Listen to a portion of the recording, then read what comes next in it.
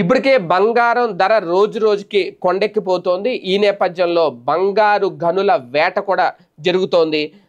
పెద్ద ఎత్తున బంగారు గనుల వేటలో శాస్త్రవేత్తలు ఇప్పటికే పడ్డారు. దీనికి తోడు ఆంధ్రప్రదేశ్ మొదలుకొని మహారాష్ట్ర, కర్ణాటకతో పాటు మరికొన్ని రాష్ట్రాల్లో కూడా ఈ బంగారు గనులు బయటపడుతున్నాయి.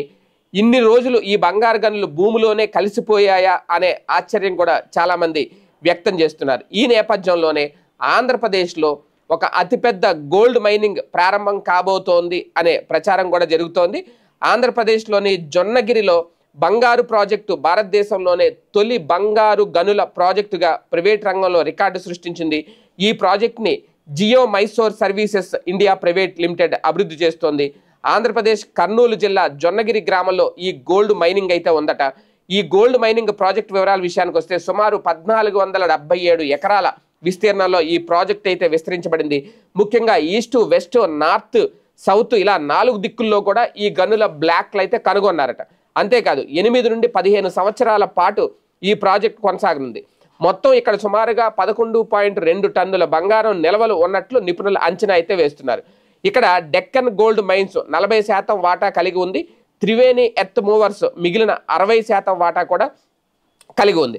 ఇకపోతే ఈ బంగారు గన్ని ఎలా కనుగొన్నారు, ఎప్పుడు కనుగొన్నారు, పర్మిషన్ ఎలా లభించింది అనే విషయాలు కనుక చూస్తే 2006లో గనుల లీజు కోసం జియో మైసోర్ సంస్థ దరఖాస్తు చేసుకుంది.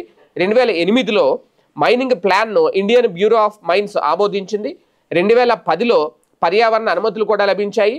ప్రాజెక్ట్ అభివృద్ధి కోసం 33,000 మీటర్ల డ్రిల్లింగ్, ఐపీఎస్ సర్వేలు, మ్యాగ్నెటిక్ సర్వేలు ఇలా అన్ని అన్వేషణలు ఆ సంస్థ నిర్వహించడం మొదలుపెట్టింది. అలా మొదలైన ప్రాజెక్టు దాదాపు 2043 సంవత్సరం వరకు చెల్లుబాటులో ఉంది. అంతేకాదు ఈ ప్రాజెక్టుకి ministry of environment and forest నుండి 2043 సంవత్సరం వరకు అనుమతి కూడా ఉంది.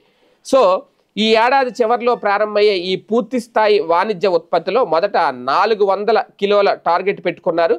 ఈ సంస్థ ఇప్పుడు 750 కిలోల బంగారం వార్షిక ఉత్పత్తి లక్ష్యంగా పెట్టుకున్నారు. ప్రాజెక్టు ప్రారంభంతో డెక్కన్ గోల్డ్ మైన్స్ షేర్లు 14% పెరిగాయి. ఇది గరిష్ట స్థాయి కావడం ఇక్కడ గమనించాల్సిన విషయం. ప్రాజెక్టు ప్రారంభ సంవత్సరంలో 350 కోట్ల ఆదాయం ఆశిస్తున్నారు.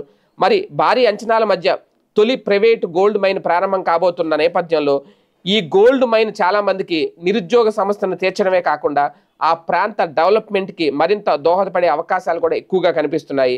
అంతేకాదు ఇది గనక ప్రారంభమైతే బంగారం ధరలు కూడా తగ్గే అవకాశం ఉంటుంది అనేది నిపుణుల అంచనా. షార్ట్కట్లో మీకు చెప్పాలి అంటే ఆంధ్రప్రదేశ్లోని కర్నూలు ప్రాంతంలో భూమిలో అతిపెద్ద బంగారు గని అయితే బయటపడింది.